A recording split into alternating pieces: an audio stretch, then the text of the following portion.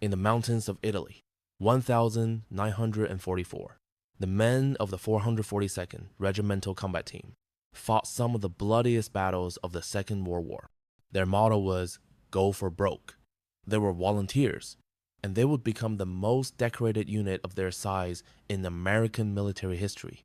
But while they fought and died for America's freedom in Europe, their own families, their parents, their sisters, their children were living as prisoners of the American government, locked behind barbed wire.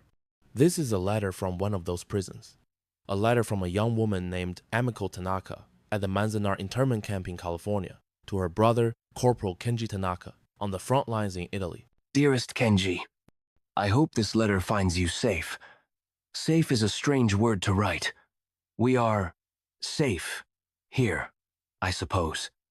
There are guards in towers and barbed wire to protect us from the outside world, or perhaps to protect the world from us. It is hard to tell the difference. I am writing this from the floor of our barrack, the only quiet corner I can find. The wind never stops here, big brother. It howls down from the mountains and carries the dust everywhere. It's a fine, pale dust that tastes like chalk. It covers our clothes, our food, our faces.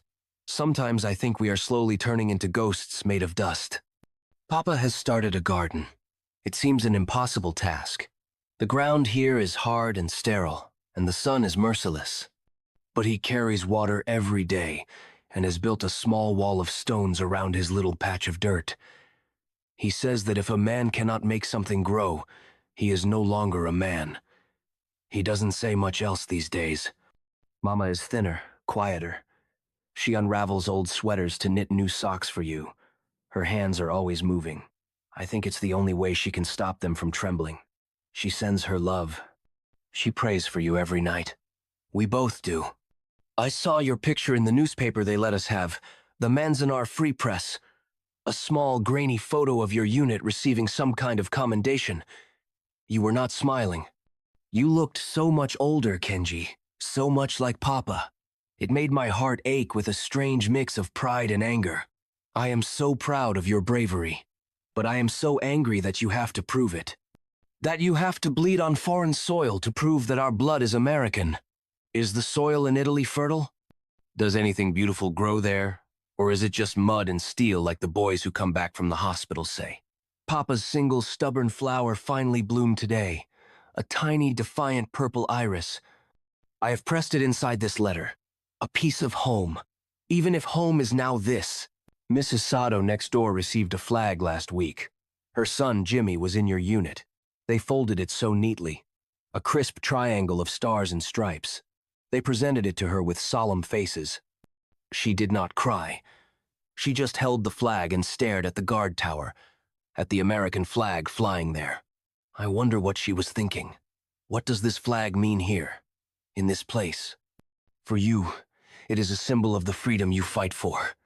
For us, it is the symbol of the freedom we have lost. It is the same flag. How can it be both things at once? Don't worry about us. We are resilient.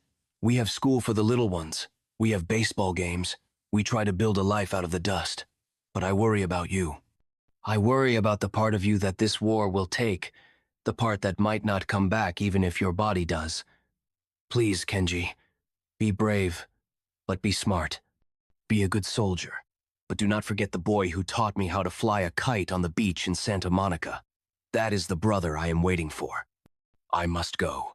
It is time for evening roll call. We must all stand outside and be counted to make sure none of us have escaped back into the country we are not allowed to be a part of. Know that we are with you.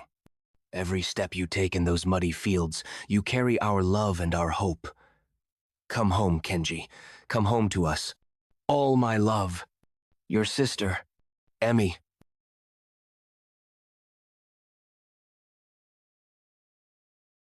In the freezing mud of the Italian mountains, Corporal Kenji Tanaka carefully folded the letter. He took out the small, pressed iris, a flower grown in the dust of a prison, a symbol of a resilience he did not know he had. He placed it carefully in the liner of his helmet. His sister's words did not fill him with anger. They filled him with a quiet, unshakable purpose. He was not just fighting for the idea of America, he was fighting for his America, for Emmy.